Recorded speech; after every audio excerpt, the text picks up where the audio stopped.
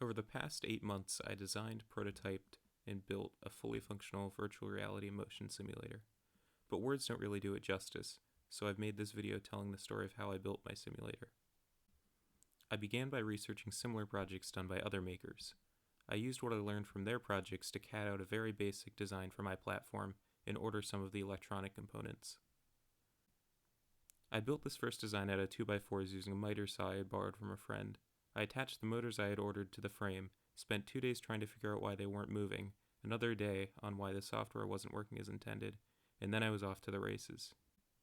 Figuratively speaking, of course, because I soon learned a couple of important things.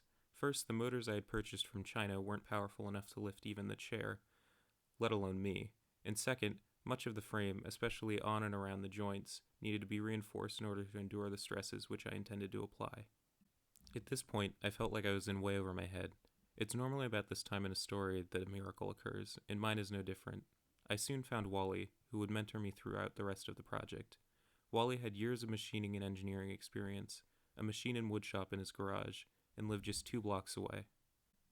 Together with Wally, I was able to machine new parts to reinforce the joints and rods connecting the upper and lower portions of the frame and calculate what the proper specifications were for when I went to order the new motors.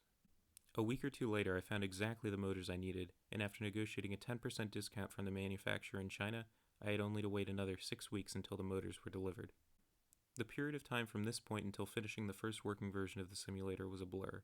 Wally and I spent countless hours designing and machining new parts, completely rebuilding the frame, troubleshooting new issues as they arose, and excitedly anticipating the arrival of new parts. Eventually, I had built the first working version of my simulator. It was successfully able to lift not just the upper portion of the frame, but also me. Having made it to this point was amazing, especially because I could now use the simulator, but there was still more to do. I cycled through a couple iterations of solutions for motion compensation for the virtual reality headset I was using, so that my head would no longer be thrown through the roof of whichever virtual car I was racing, and I also repurposed 2 of the smaller motors which I had previously had to replace.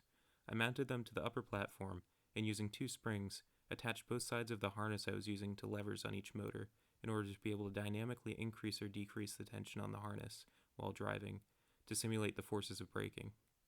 The story of my simulator is not over yet, but so far this is what I have achieved. Recently, I've simply been enjoying using the simulator for my own benefit and running demos for my friends and family, of who I have not yet gotten a single negative review. I'd also like to thank the amazing community at xsimulator.net, who provided me with amazing technical support and advice throughout this process, and whose community I am proud to now be a part of. Thanks for watching, and I hope you've enjoyed learning about this journey.